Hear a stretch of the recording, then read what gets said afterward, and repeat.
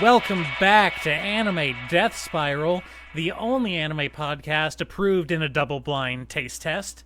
I'm Nate. As always, I'm here with Remy, and I think that this week we watched some anime. Oh, let's go with that. Yeah. I did. I don't know about you. I did. Yeah. You did. You did. I mean, I did at some point. Can we leave it at that? We'll leave it at that for now.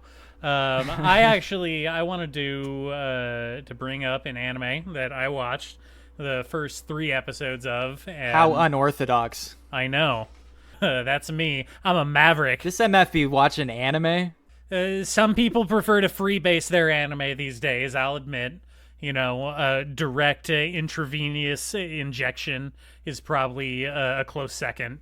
But I like to do it old school. You're so excited about watching anime, you just want to jump into a show you watch. That's crazy. I just wanted to jump into a show that I kind of liked, which is so rare these days that it has me excited.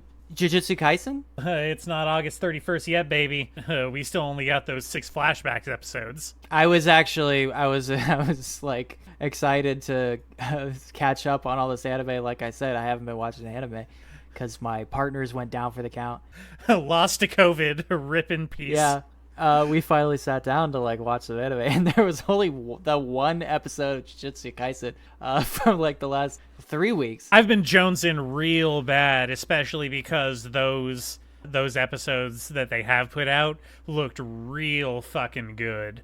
They were working overtime. I was actually thinking about looking up like some of the production stuff on the last this set of episodes because I really like the variety of like storyboarding and animation styles that we were getting. I feel like honestly the last episode had almost a Yuasa look to it, which I thought was really cool, like a very stripped down, simplified kind of very loosey-goosey animation style to it that I thought was like really cool and like unique to the series up to this point.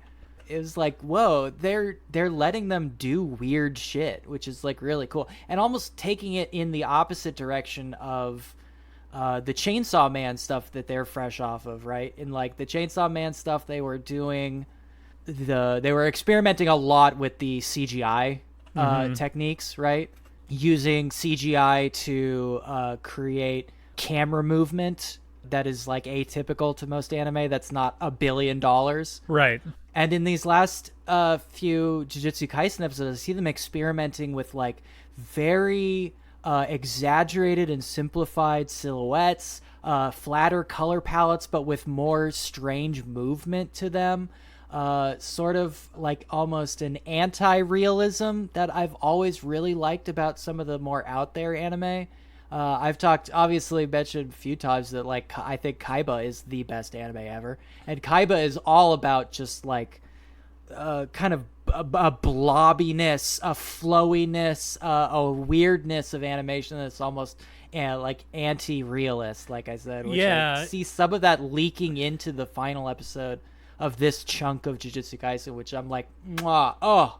Beautiful, real fucking good looking. It's funny you mention all that because I think keep your hands off Eizouken, which is obviously Masaka Yuasa. I think that's the name. Masaki Yuasa. Yeah, Masaki Yuasa. His series about fans of animation, while being a very kind of loose, flowy, little bit blobby type animation style that you're talking about. That's been on my list for a while. That one is really, really great. I really love Keep Your Hands Off Eizouken, and that actually kind of splits the difference because it has a really kind of simplified in some ways take, especially when it comes to character faces and kind of details like that, but it also maintains like a super sharpness when it comes to character movement, which is fantastic. And it talks about that. It's funny because that obviously that's a show about making anime, and so the characters within the anime talk a lot about what the techniques that are actually being used in the anime. You cannot get more meta than that. I know there's a lot of anime about making anime and manga about making manga, but Eizouken is definitely the smartest and the sharpest and best looking of the bunch. Yeah. It's fun to see more experimental animation in a big series like that. But that's not the anime you want to talk about. You want to talk about something completely different. Absolutely, totally different room from what you've been talking about, but that's okay. Can I talk about this anime that I kind of liked? Yes, you can bring up something that's not Jujutsu Kaisen. All right. Hey, hold on. I really like Jujutsu Kaisen. I only kind of like this one. A ringing endorsement right off the bat. Yeah, so as I understand, this is a show about dress up for little girls. This is a little girl show about dressing up dolls. No. Only if you consider the fact that the main character is literally little in that she is short for her age. No, I've been watching a show called Smile Down the Runway, which is what I consider a non-traditional shonen type anime about the world and realms of high fashion. Sure. And I'll get to why I consider it a shonen specifically in a little bit, but the premise is basically our main character, one of our main characters, is high schooler Chiyuki Fujito, who is the daughter of an upstart fashion designer and like fashion company in Tokyo, who's come to know some level of success. And her dream has always been to be the top model for her father's fashion company, right? What? That's her dream? That's her dream.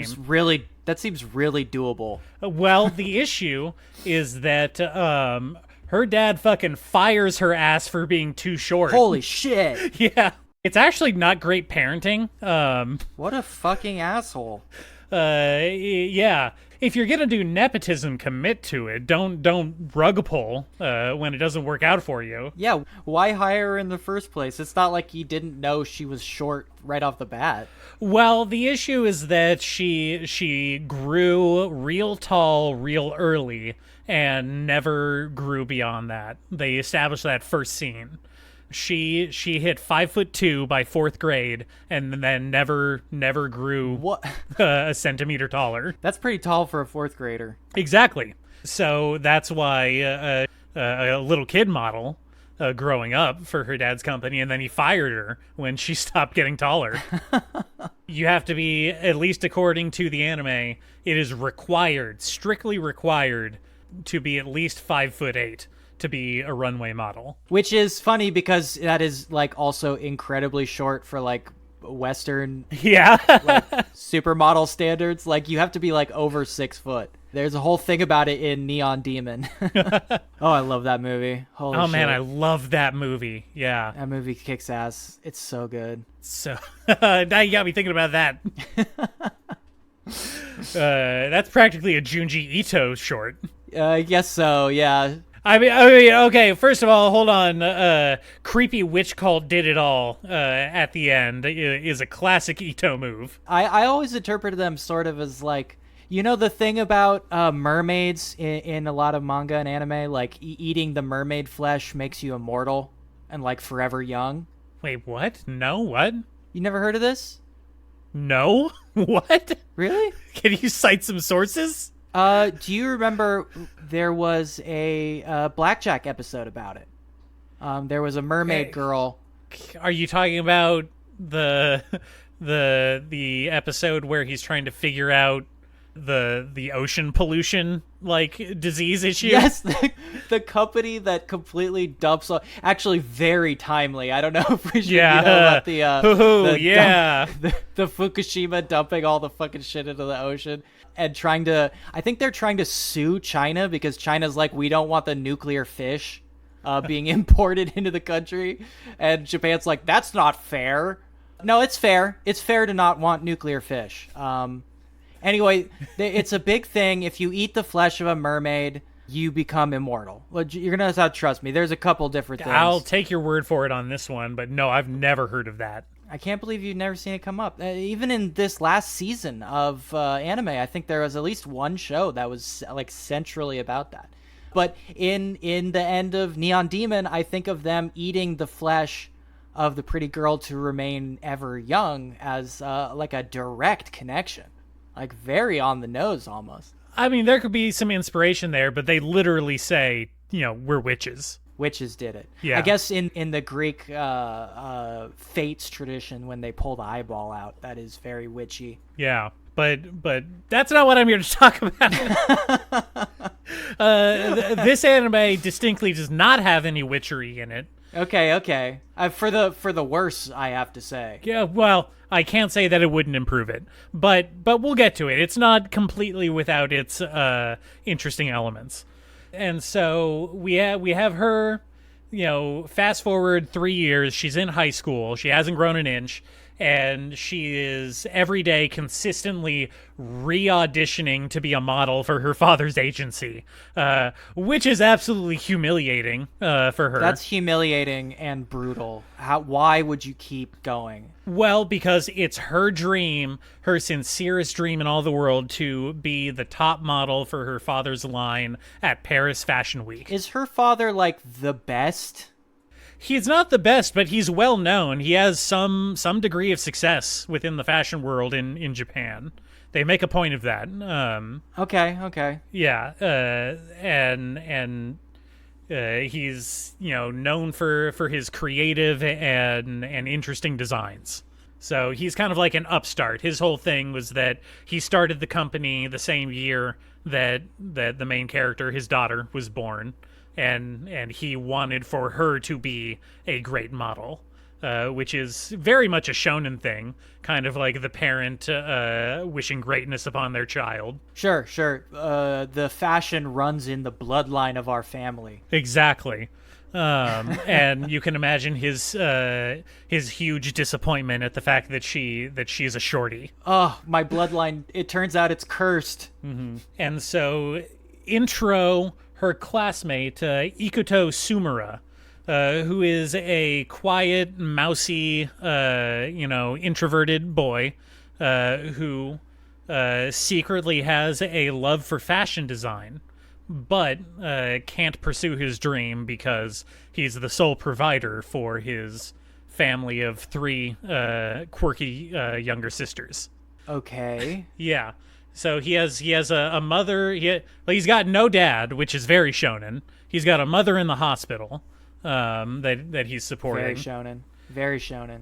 Usually it's the little sister, but the mother works. He's got 3 little sisters, each of them with a quirky personality trait. We have the super genius one who turned down a scholarship because she needs to work to provide for the family. And we have the tomboy one who turned down a sports scholarship to college, again, to provide for the family. What? What? Mm-hmm. It's free money. Wait, what's free money? A full sports scholarship? Are you kidding me? Can't go to school and be a student at the same time. Is that true? Or be a worker. You can go to school and be a student at the same time. That is distinctly what you go to school for. Yeah, a student of being a drone, a mindless sheep. And then his third little sister is 5 years old, and therefore cannot work to provide for the family. Do they still have child labor laws over there? We just got rid of ours, so I. Oh boy. Oh no. Oh boy. So anyway, she comes to him when she notices his innate talent for design and seamstressry. I don't know if that word is gendered. Is he a seamster? Seamster. Yeah. He's a seamster, yes. I would say a tailor is usually what you would call that. Yeah, a tailor. He is a designer with a knack for actually physically sewing the dresses together, which comes up as a thing. Yeah, I would call that tailoring, but that's me. So she propositions him, make me a costume to impress my dad's company. A costume, make me an outfit to impress my dad's company, and we'll make it to the top together. And that's the basic premise. And the first kind of major story bump is he gets, through her father's connections, he gets taken on basically as an apprentice to this kind of curmudgeonly styled designer who's well known within the industry, who needs a last minute lackey to help him out to get ready for Tokyo Fashion Week, which is tomorrow. Wow. Big ticking clock introduced right away. Why is it always tomorrow? By the way, I should mention that the outfit that he made for her did in fact impress her father enough to land her a job back at his company. Honestly, I think that would make me feel even worse about the whole thing, that like some fucking stranger had to get me back in the door with my own dad. Hey, he's not a stranger. He's her classmate. Yeah, but don't these people like never know each other? They're like almost perfect strangers even though they're classmates. Well, yes, she does accidentally walk in on him in the costume making room at their school's, theater department. And discovers his shamed secret of wanting to recreate high fashion from recycled clothes, which I think is actually kind of cool. I think that's a neat, character trait about him. No, it's dope as hell. Like, he totally belongs on Project Runway. And wouldn't you know it, last minute, one of the models for this curmudgeonly designer's line drops out and gets replaced by our main character, Chiyuki. So they are working together, designer and model, for the first time, thrust into the world of high fashion with no previous experience, and they fucking knock it out of the park. And that's like the first 3 episodes of the anime, and it charmed me somewhat, because I was specifically keeping in mind Sono Bisque Doll, which I think is the other far more popular like clothing fashion centric manga going on right now. Yeah. Well, let me ask you this: you watched 3 episodes? Yeah, I watched the first 3 episodes of this. And I forgot to mention, in the kind of crescendo of these 3 episodes, obviously it's her, showing off this last minute design that he made on the runway and getting a standing ovation from everybody there. What? Yeah. By the way, he does a backdoor like costume change on her by designing in a faulty seam that's designed to rip at a certain point so that it looks like a butterfly's wings unfurling. Wow, that sounds super familiar now that you say that. What's it reminding you of? No, like that exact thing I feel like I've seen in something else. That a butterfly quick change gimmick in something. Wow, that's so weird. Have I seen this show? That's so strange.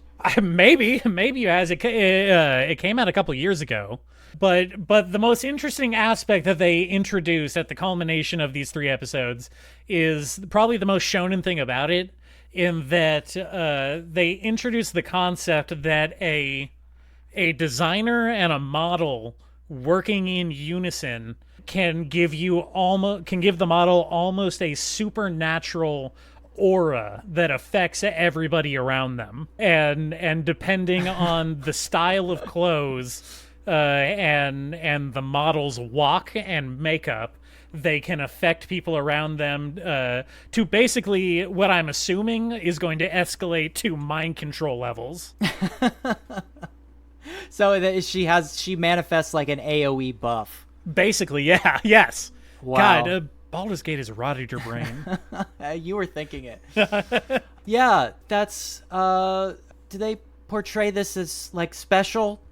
Because not to invoke Project Runway yet again, but like it's not exactly little known that a lot of runway model costumes are basically held together by like stitching at the last second, and they're like non-functional garments except for like the 2 minutes they're on display. I think they do acknowledge that, and I think what they were going for is more that we were to be impressed by the fact that he's doing all of this with no real previous training other than being self-taught. because he makes that clear. He's never, everything he knows is self-taught. So all of this is giving like super Project Runway vibes. Like I can't. It is intruding into my mind here. Does Tim Gunn show up? No. Are there any celebrity pastiches in the audience? Like how they do. None that I noticed so far. Weird famous people. Part of the reason that her father rehires her back into his agency is because to kind of prove him wrong, she did a kind of guerrilla what they call snap and shoot amateur modeling for a photographer on the street, and sure, and that that picture set got featured in an underground fashion magazine, which then got retweeted by a super famous model, which may or may not have been a pastiche that I was unfamiliar with. But the point is that it kind of accidentally went viral, and that impressed her father so much to hire them both. Okay. This dad is coming out worse and worse as you. Oh, he's an awful parent. He literally says, he doesn't say you're too short to be a model. He never says that. He says you have no talent anymore. This guy sucks. Yeah, he's awful. God. He's the fucking worst. Why would she ever want to stick with this dude? It sounds like she should be running away. Abuse victims often have difficulty leaving on their own. Oh boy, I don't think we want to get into that, but man. Yeah, her dad What is the sucks. tone? What is the tone of the show? Like, is it goofy? Is it super shonen serious? No, like it's everybody's battling for their life. Is it comedic? It's not comedic. I would say it leans more on the shonen. It's not super serious. It definitely has its levity, but it's definitely has the shonen, determination. We're gonna do this together. Teamwork is the key to success kind of feel. Okay. What about realism? Like, how real is the actual Well, okay, I'm glad you brought that up because that is specifically something I contrasted to Sono Bisque Doll in terms of how they treat the realism of nudity in fashion, right? Yeah. Because in Sono Bisque Doll, it is very, first and foremost, horny to us as the viewer. Nudity in Sono Bisque Doll is used specifically and overtly as what, let's say, kinder reviewers would call fan service. Yes. It is meant to titillate the audience, and that is its purpose in the story. That is exactly correct, and that is the opposite of the way they're approaching it in Smile on the Runway. So this is the culmination. How refreshing! Yeah, this is the culmination of getting ready for Tokyo Fashion Week, and they're backstage, and for the first time, he realizes that models have to do costume changes, and what? Yeah. Wait, what? Again, he is completely self-taught, has never worked with a model before. He hasn't watched Project Runway. No. What era is this set in? He doesn't have the fucking internet? Oh, no, he has the internet. His whole thing is that he watches he is also a religious follower of Paris Fashion Week. This is specifically, high fashion. I've never watched Project Runway, so... What the fuck? I know. Awful of me at this point, right? What about America's Next Top Model? Because there's a lot of crossover there. No. I generally vie away from reality television as a whole, to be honest. I am shaking my head right now. I know. You uncultured swine. Anyway, for whatever reason, this is the first time backstage that he realizes that models take off their clothes and change. That's so funny to me. And often don't wear underwear underneath their clothes. Yeah. In fact, you can't with a lot of the outfits because of the way that they are literally stitched onto the body. And so she's like, hey, you need to make this alteration. I can't take off these clothes right now, so you have to do it while I'm wearing it. I need you to get underneath my skirt. And for like half a second, he's like, what? And then he's like, oh, wait, fashion designers do this all the time. Why the fuck am I freaking out? And he immediately gets over it and just goes to work, which I found very refreshing. Well, yeah, if you want to do this professionally, maybe you need to like actually be a professional about it. Whereas, but you said, but you said he was in the theater department, right? That is something that happens in theater. Well, too. no, he is not in the theater club. He just hangs out in the costume room because that's where the costume making stuff is. Oh. This is his private hobby. He's a creep. Okay. Yeah, I don't like this dude. Well, I mean, don't judge him too hard. He is definitely not creep-coded the way Gojo from Sono Bisque Doll is. Okay. Well, I'm not necessarily sure Gojo is creep-coded. I think he is prudish in a very annoying way, and in a way that actually like increases his pervert quota, his pervert quotient, I should say. But I don't know if he's creep-coded. Like, he is not lecherous in the traditional anime way, of the best friend at school way. Yeah. Well, also, this kind of ties into the fact that this is specifically about high fashion, and they make they acknowledge that most of these garments that they're wearing are non-functional. Yeah, okay.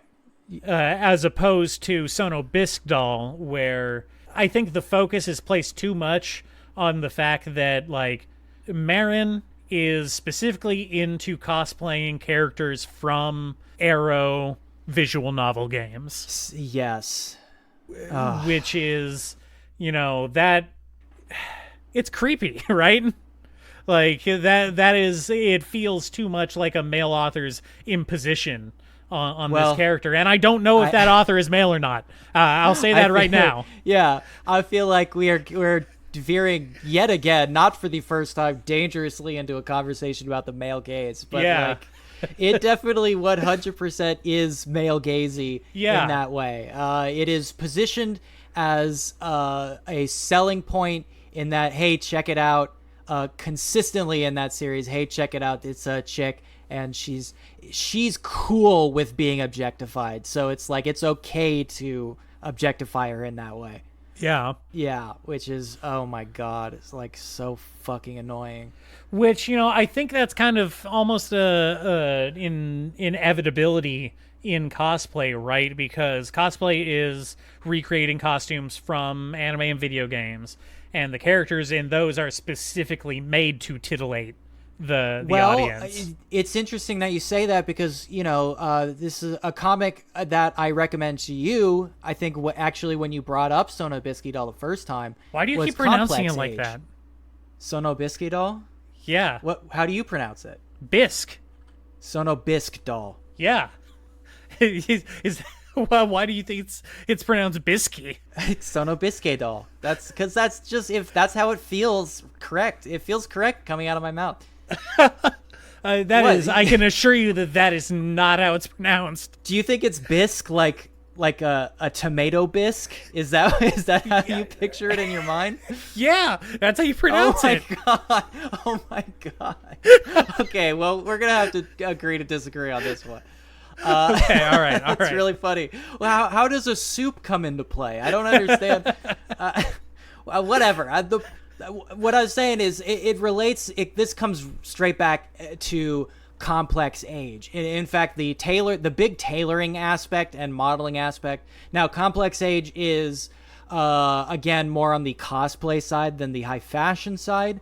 Complex age is about a very devoted and kind of popular cosplayer who is her central dilemma is that she is aging out of cosplay. She feels like now that she's so that means she's what, like 23? Yeah, well, it plays with that idea too, but she is actually, I think at the beginning of the story, she's 26.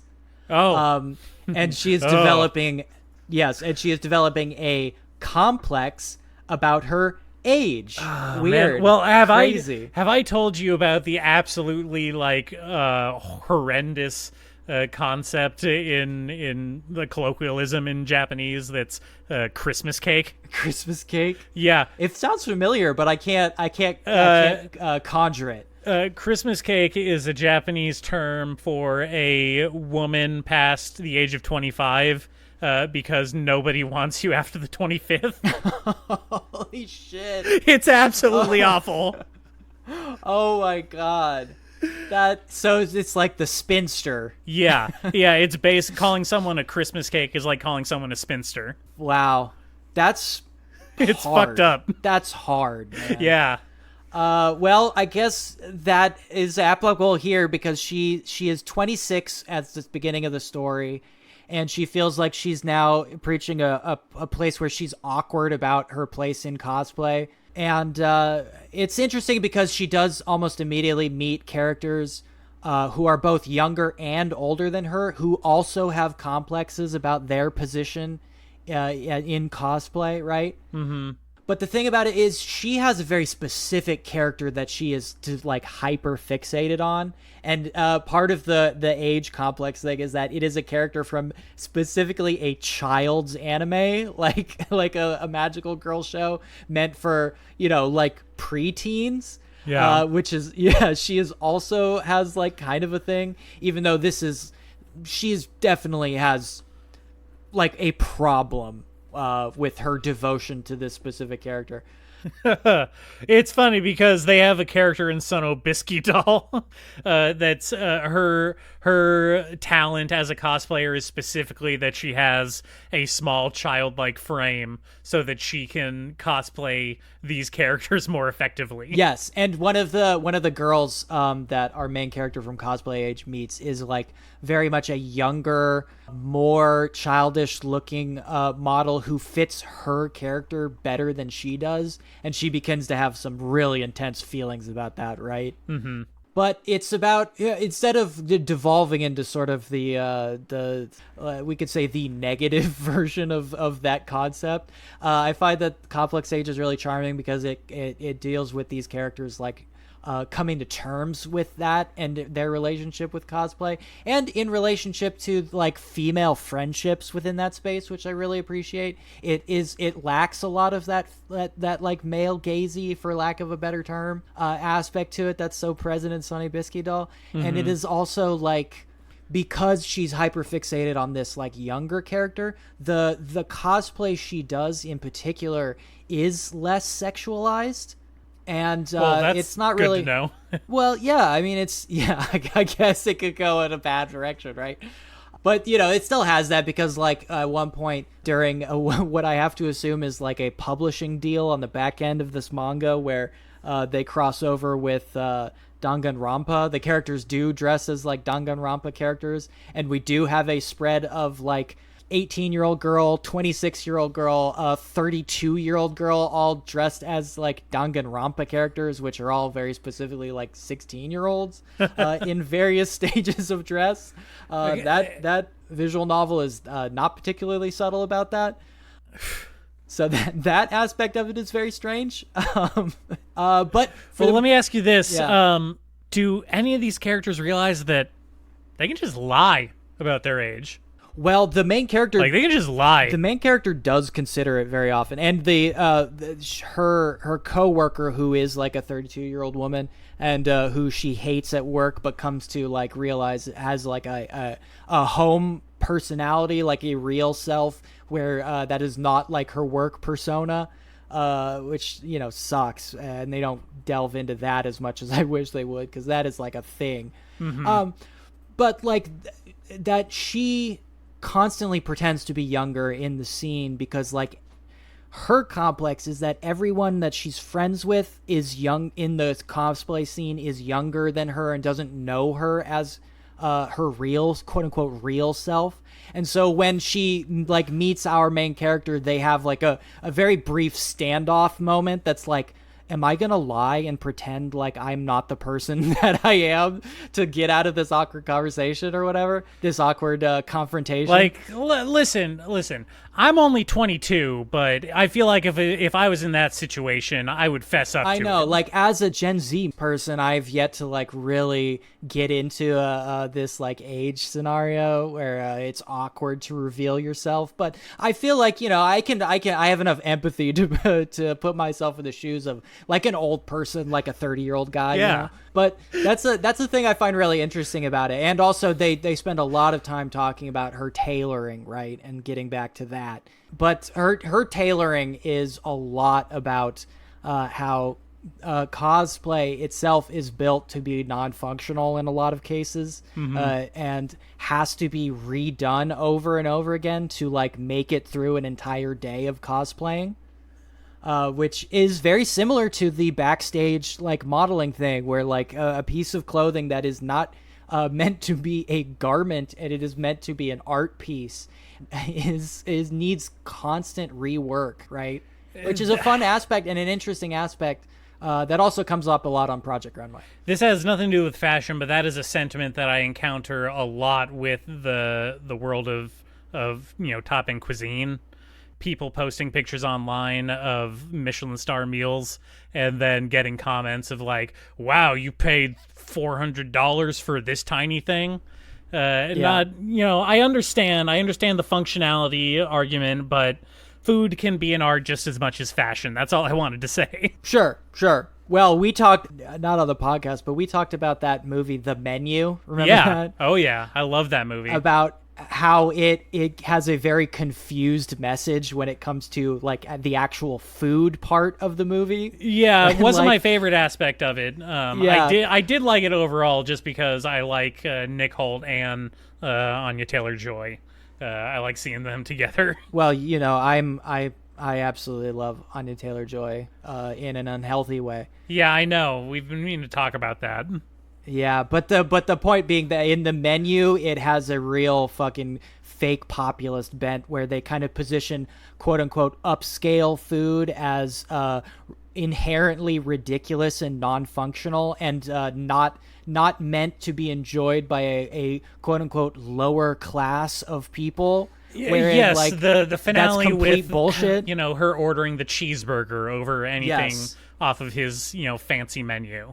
Right. Yes, and it is positioned explicitly within the movie as the chef's return to quote-unquote real food, as if a cheeseburger is real and, like, I don't know, what else does he make in that movie? Like a home-baked bread, like a pita or something like that, is fake fancy food, which is complete fucking bullshit. He serves lobster at one point as if lobster wasn't a working-class food. For a long time, you know. I wonder what the fashion equivalent of, like, that sentiment would be.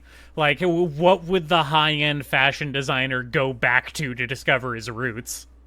Oh, well, actually, that is interesting you say that because, you know, there has been a lot of, let's say, controversy, for lack of a better word, about more recent high fashion endeavors appropriating stuff like Carhartt. Are you aware of this? I mean, I'm aware of Carhartt. I'm not aware of this controversy.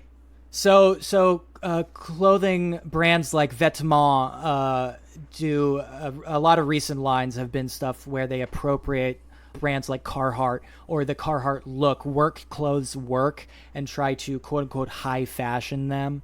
There's also that for years and years now, there's also been a huge argument about the way, like, Adidas tracksuits are used in high fashion, right? You know what this is, right?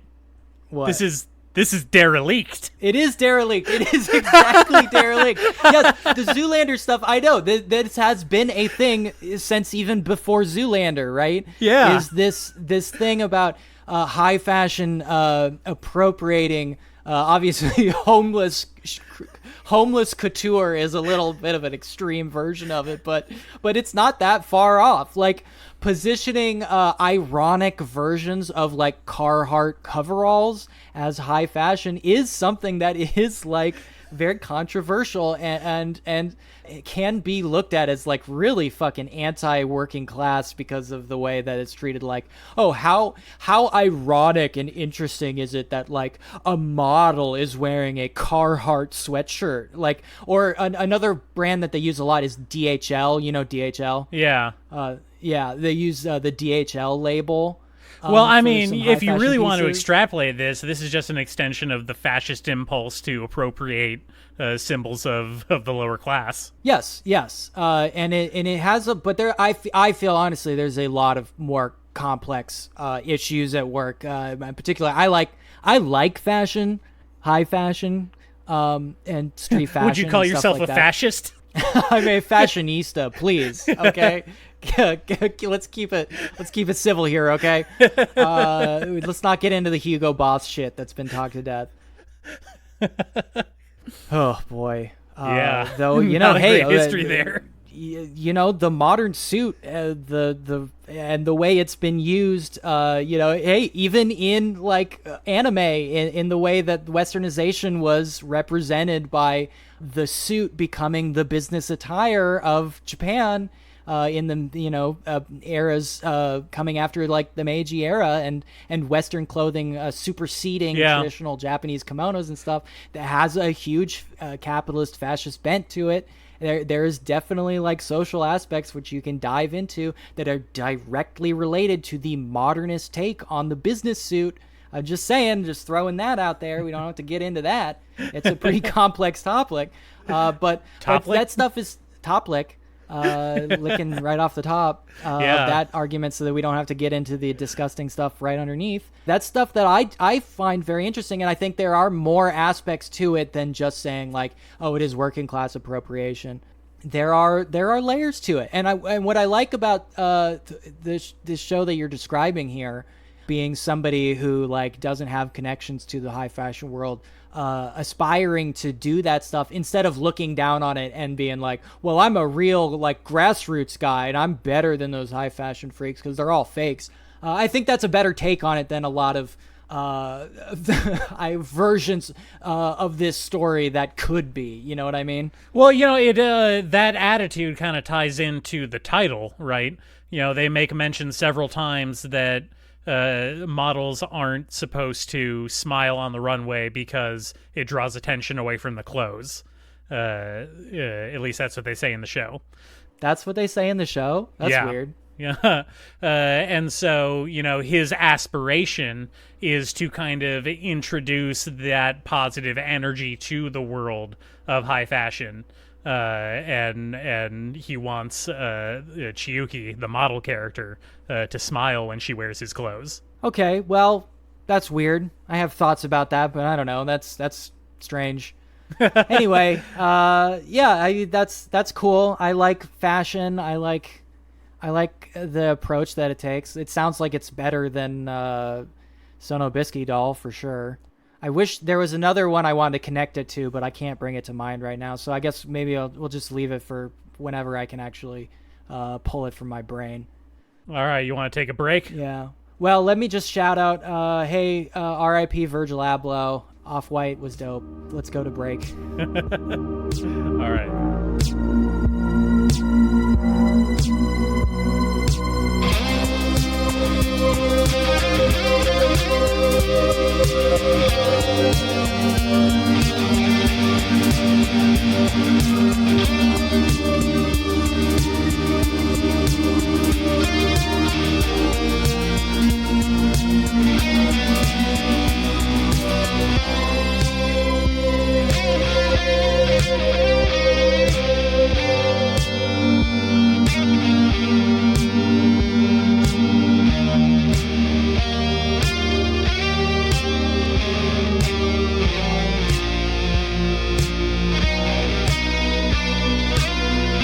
Welcome back, Anime Death Spiral.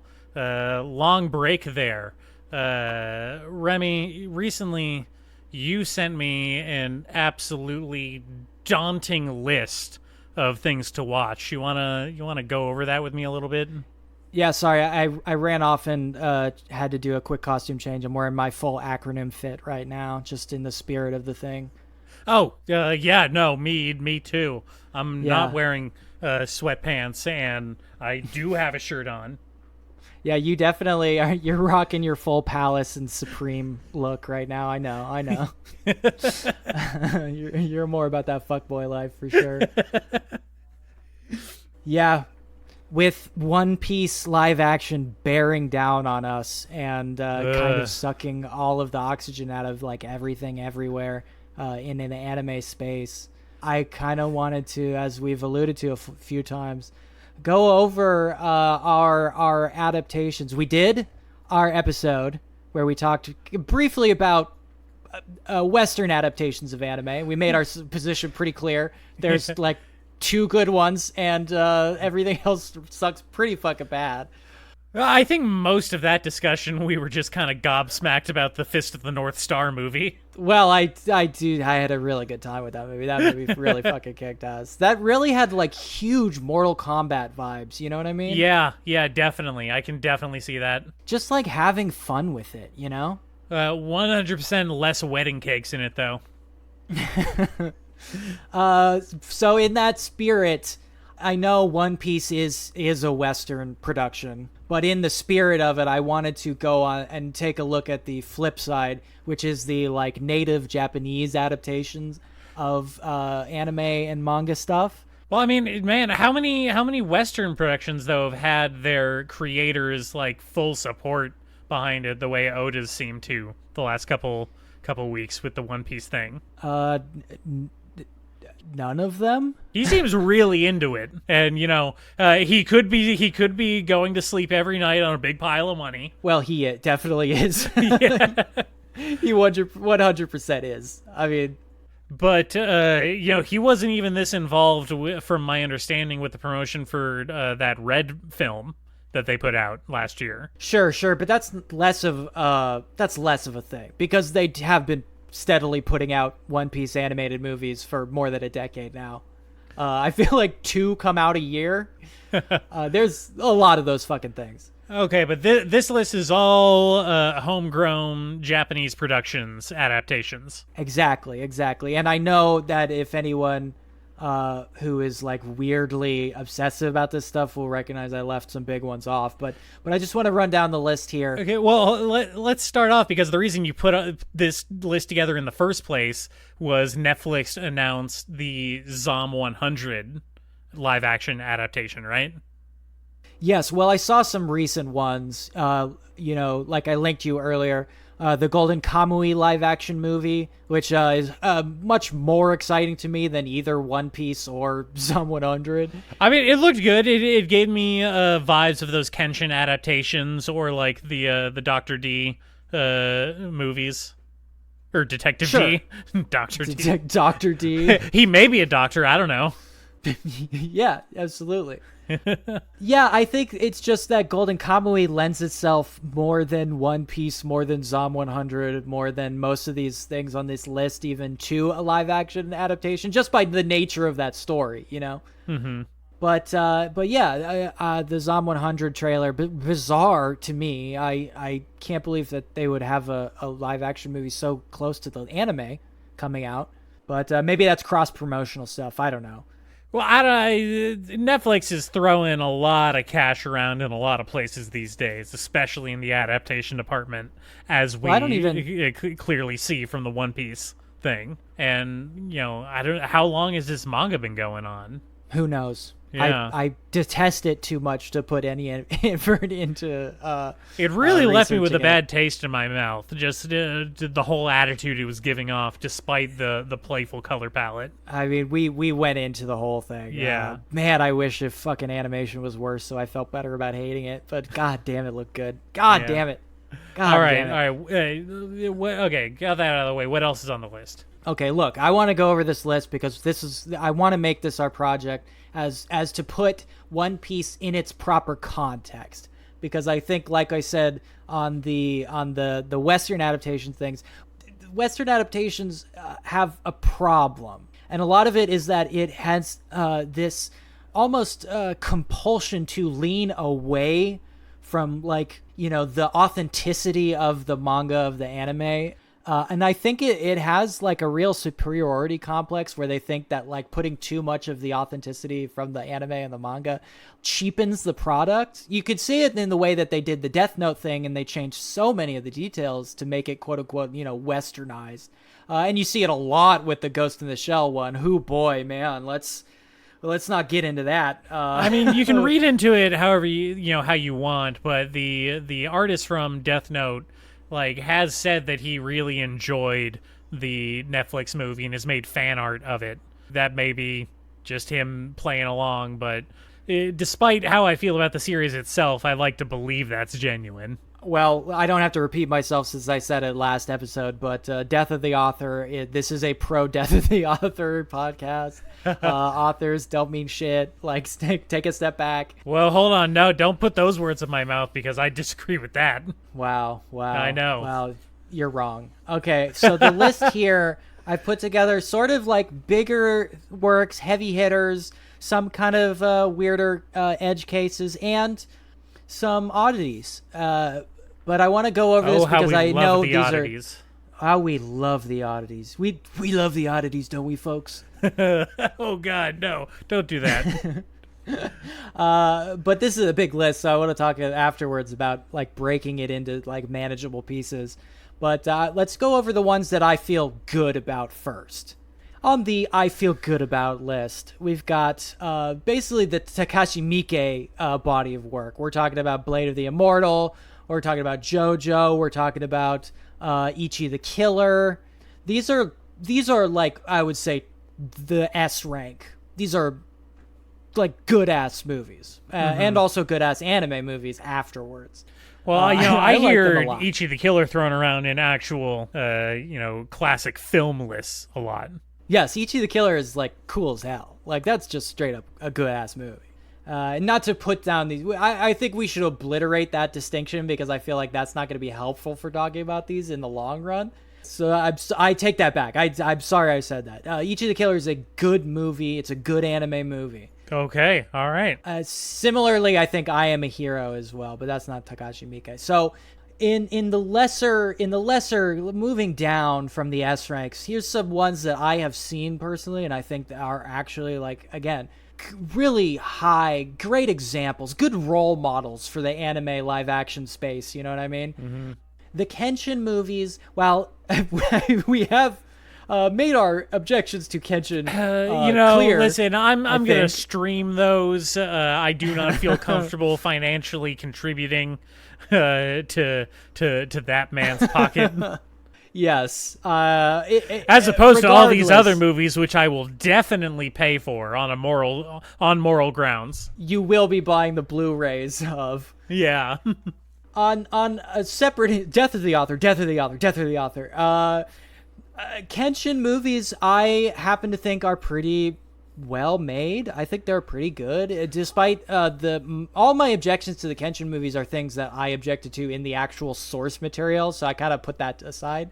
In a similar vein, I think the Uzumaki live action movie kicks ass. It was I really have good. seen that one actually, and I do genuinely love it. They do some real fun stuff with camera play in that one that I'm a big fan of. Yeah, it is very playful in the way that an adaptation of Junji Ito's work has to be any level of faithful. They do this real fun shot where they do a back and forth, A-B cut between two characters talking, and they'll cut to, character A, and then when they cut back to character B, the camera frame will have been rotated 45 degrees. And it keeps doing that back and forth until the frame is made a complete spiral. Oh, I love that. Yes. Well, there's no such thing as a complete spiral, okay? Yeah. Sound like an idiot. Anyway, I really like that movie. And similarly, two that I watched before I even knew that they were adaptations. I Am a Hero, which is, despite talking all that shit about zombie movies in general, I think is a really good zombie movie. I really like I Am a Hero. Genuinely good movie. As well as the Kaiji adaptation, the death game gambling game. Manga. Yeah, I'm somewhat familiar with the concept of Kaiji. I like the premise. I think the art style is kind of one of those love it or hate it ones for those who know what I'm talking about. Yeah, it strays from the traditional vanilla anime style, let's say. I have come to appreciate that more and more over the years. I feel like a distinct style should be more important than being fuckable to your audience's eyes. I like it. I think the bumps make it worth it. And I just like this. It covers this first arc of Kaiji, which I think is the best, which is the high-stakes rock-paper-scissors tournament. And that is the arc I'm familiar with, yeah. Yeah, and it treats it so deadly seriously. I just really, really like it. I think it's really great. In the same vein, I did know this was a manga before going into it, but I think the As the Gods Will movie, another death game. Hey, that's like your favorite death game. As it covers the first arc of that death game, and a lot of people will call out, Battle Royale as the definitive live action death game adaptation, right? Mm-hmm. But I really think As the Gods Will has it in the bag. I think As the Gods Will, first of all, I think is maybe the death game in manga-dom. I just really covers all my bases, my personal bases. And I think this movie does a really good job at adapting it. It does really great adaptational moves. It keeps the CGI stuff to a minimum to prevent it being a little too goofy to take seriously. It has a real dark sense of humor, which is obviously so important to the concept in general. I really you gotta know how to laugh in tense situations. Of course. I think it's really good. And despite ending in such a cliffhanger that makes me yearn for the full trilogy of As the Gods Will movies, which I really think would. Hey, if anybody has power to produce more movies, an As the Gods Will trilogy, especially the ending of part 2, would blow people away. I promise you that would it would be such a banger trilogy. You got to trust me on this. So I think those are the notables of these lists. Now, there are some questionable ones that I kind of want to go into here. Most of that I haven't seen, but some I have. Let's say the number one being Bleach. This would be a good entry into this category of live action adaptation. Bleach sucks.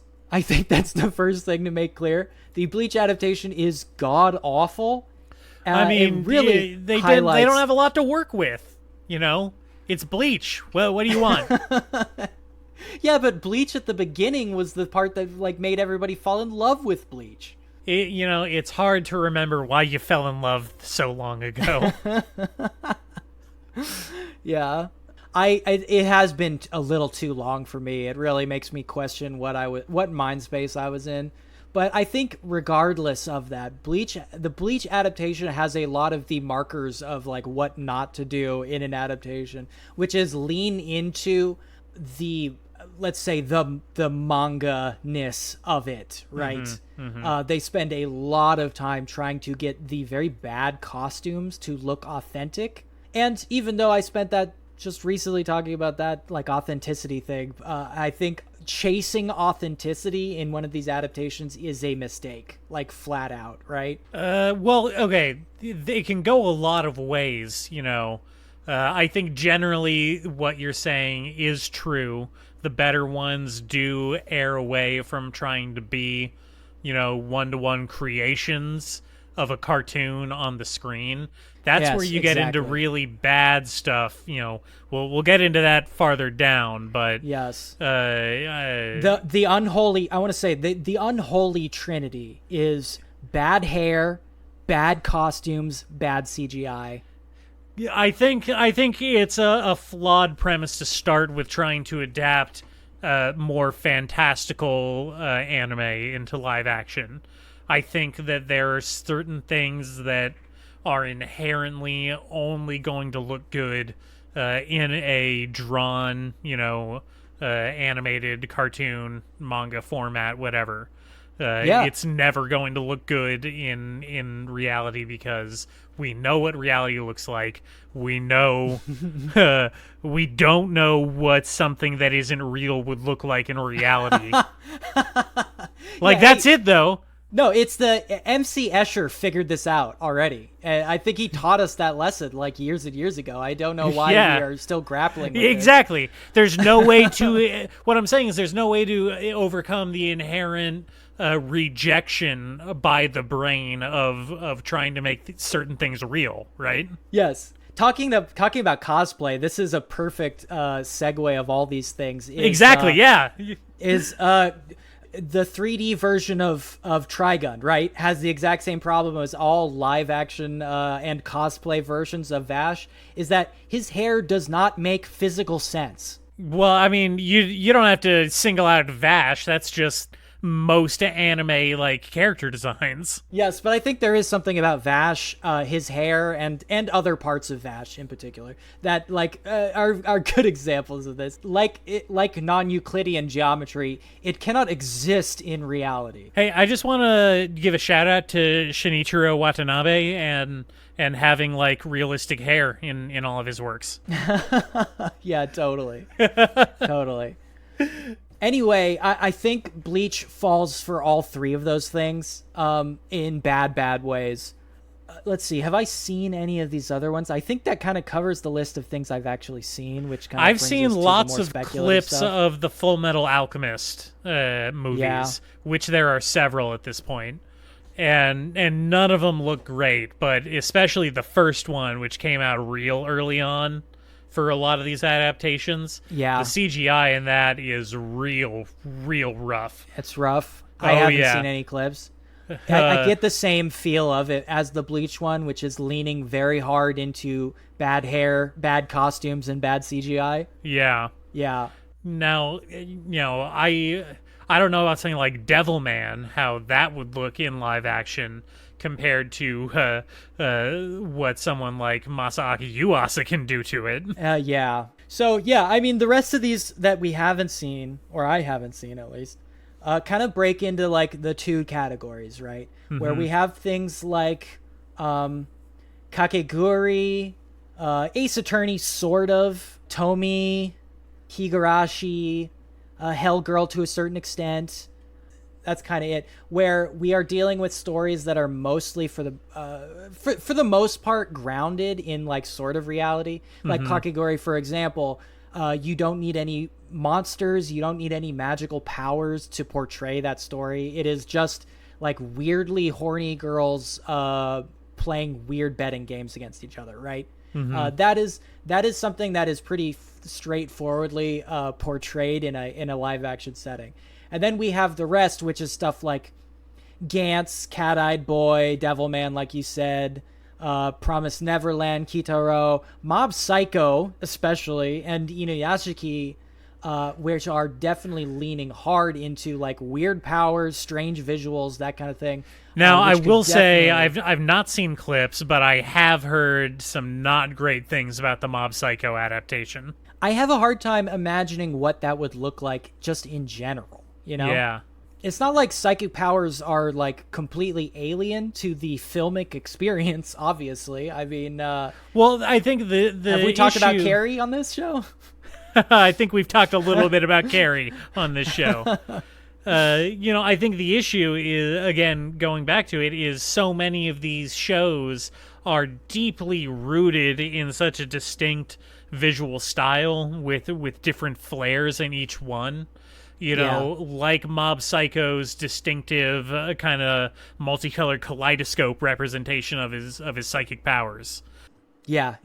I don't see that being anything other than a cheap filter applied in After Effects in a live-action adaptation, especially not at the budget that they make these things at. Well, yeah, that is one of the big problems. And also about the artistic constraints I think they would put the directors under, you know what I mean? Yeah. Like, I feel like, especially something like Mob Psycho, the way you would make it artistically successful, not necessarily commercially successful, is you give it to somebody and give them the leeway to interpret it very broadly. But that's not what like a studio would pay for, right? They wouldn't want that finished product. So I feel like that one seems a little bit cursed. And like the rest of these, I do think, like you said, Devilman seems to be like a daunting challenge, to put it lightly, considering what the central focus of that manga is. It's funny. A weird, fucked up dude. Yeah, well, it's funny. All these things on these lists I would generally consider to be really hard to adapt just by the basic premise of what they are. Except for the Junji Ito ones. Something about his particular style is, maybe it's just horror in general is already lent towards cheap effects and low budgets as a format, right? I think horror definitely has a leg up when it comes to like this stuff. But I liked the Uzumaki movie, and at least Quentin Tarantino liked the Tomie movie because he put that chick in Kill Bill. Yeah. Well, you know his taste. I would say his recommendations tend to hit more than they miss. And he hasn't even been fined $2,000 yet. Yeah.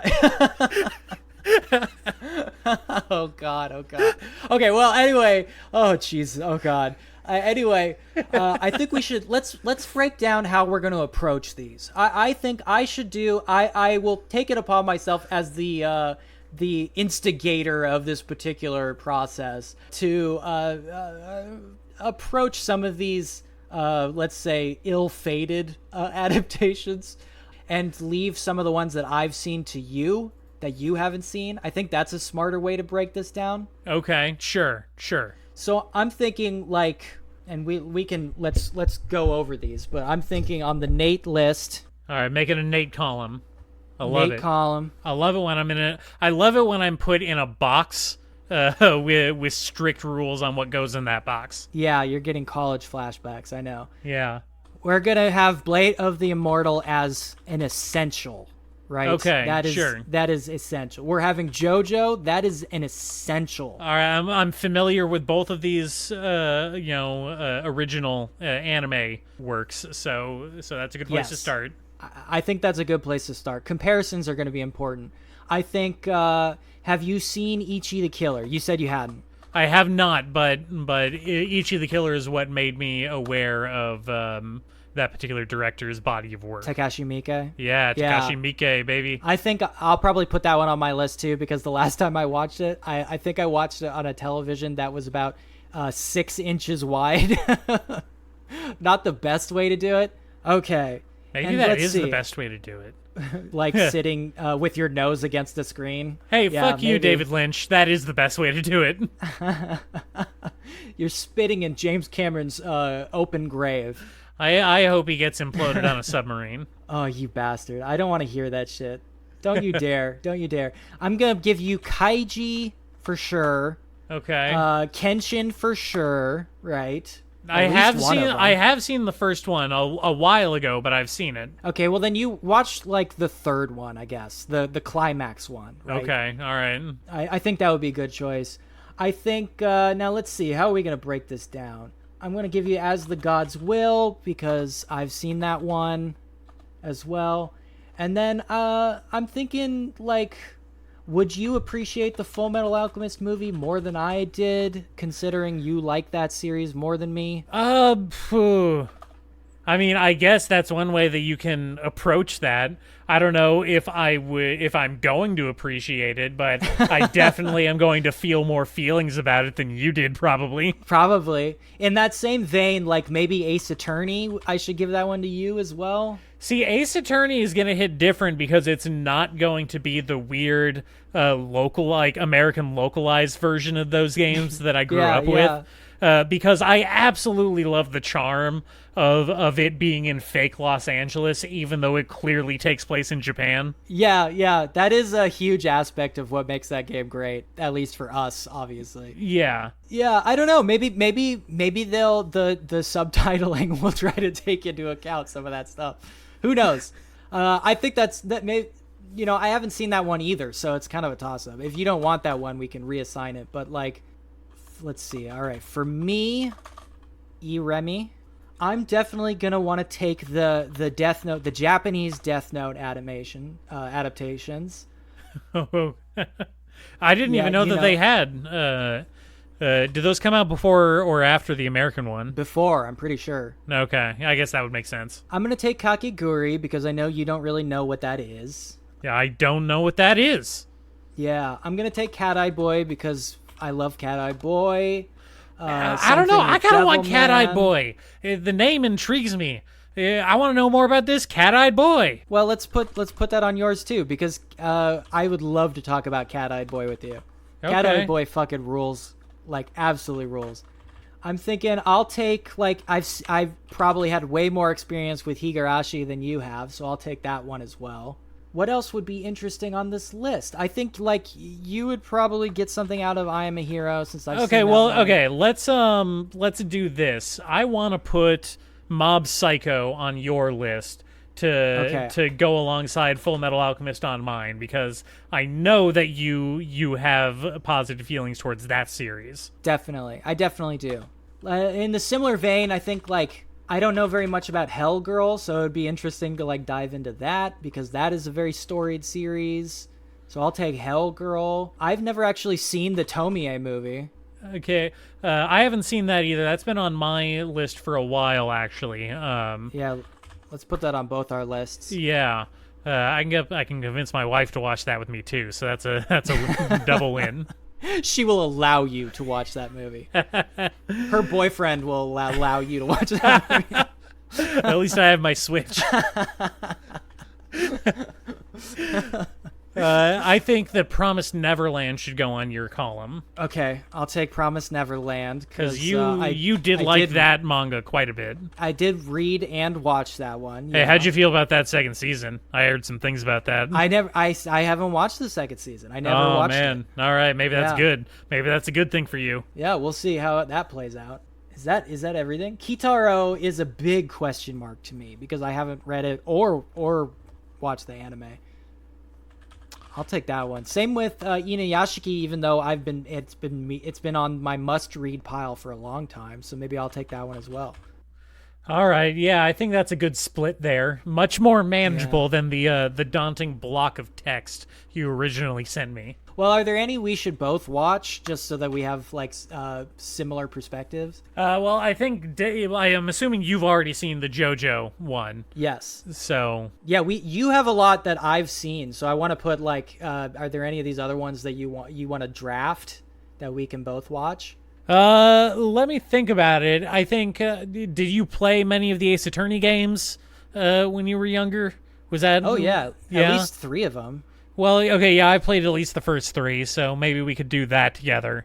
Have something to go on there, because we both know what Ace Attorney's like, and we both have that unique American perspective of what Ace Attorney is like. Very unique. Well, it's different than the original translation of those games, right? You know. Yes, it definitely is. Yeah, the hamburger stand. Yeah. Yeah. Let's all go get hamburgers. Yeah. Okay. I think we've drafted the important ones. Yeah, I think this is good. Are there any others you want to watch? None that I can think of. You obviously have much more comprehensive knowledge of these Japanese adaptations. All the ones I'm thinking of are Western ones that we've already talked about. Okay. Yeah.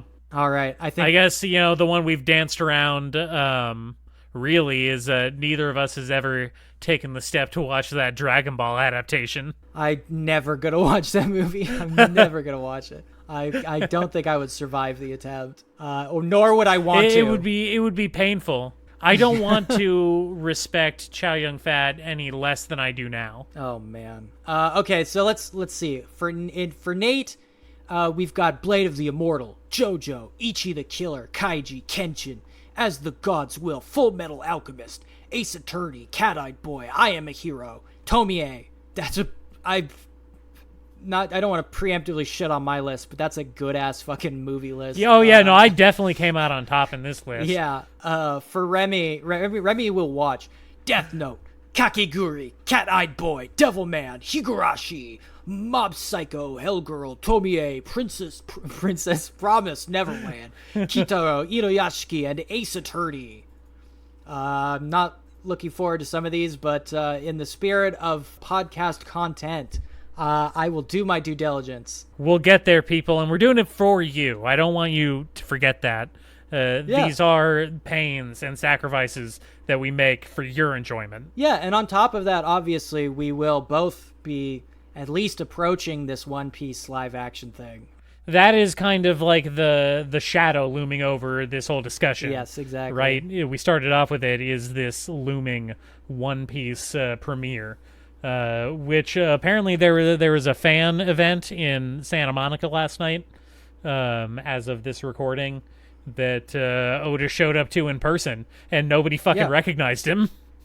Yeah, because he famously tries not to put his face on camera. He's one of those guys. Again, he does the Daft Punk thing, which is incredibly smart. I don't know why every famous person doesn't do that. It's like so obviously the correct choice if you have to be in the public eye. Same with oh man, my brain sucks so bad. But the Nier Automata guy. Oh yeah. Yoko Taro. Yoko Taro, yes. The inimitable Yoko Taro also Yes. wears that dumb-looking mask whenever he has to do public things. And that's why we wear these big Sentai mascot heads on our head at public appearances. Yeah, unless you're in the super high Patreon tier, you will never see our faces. I promise you that. Ever. That is a genuine promise from us to you, the audience. You'll never have to see us. And you don't want to see that. You don't want to see that. Come on. What would you get out of it, really? All right. Well, and of course you are slowly chipping away at the Fate series still, right? Oh yeah. The worm pit keeps coming back up. I'm not a fan. Yeah, it's strangely important, right? Don't worry, you'll get past it. But it has made me strangely interested in prehistory war tactics. Yeah, right. Mm-hmm. Lots of good little historical tidbits tucked in there, for no reason because they never come into play. But you know. Yeah, yeah. I'm super enjoying this show. I love it.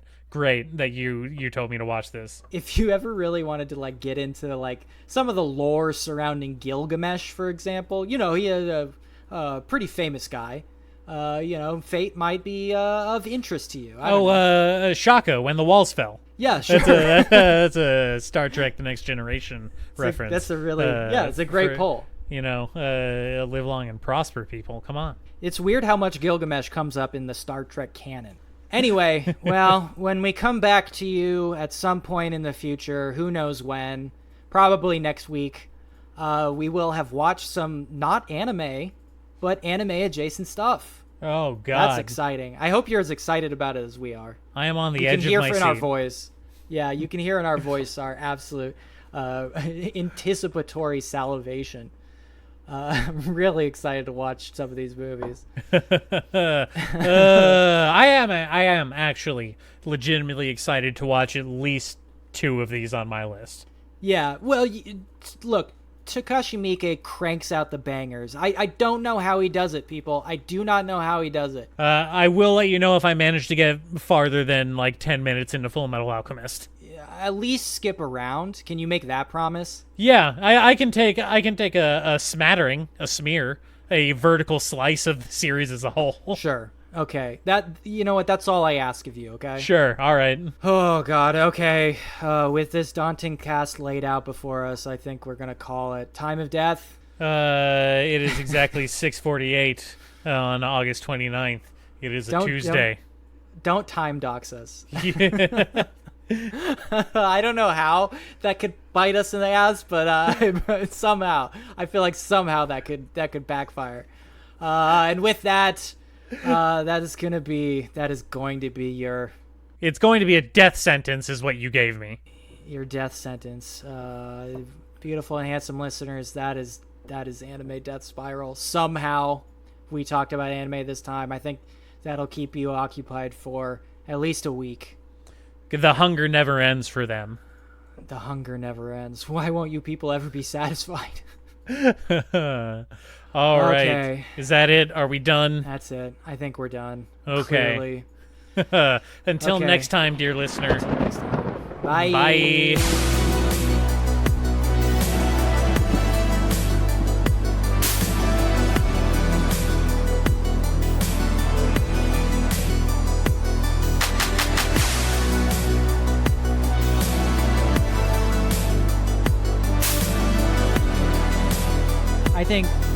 think everybody gets a pass on Halloween.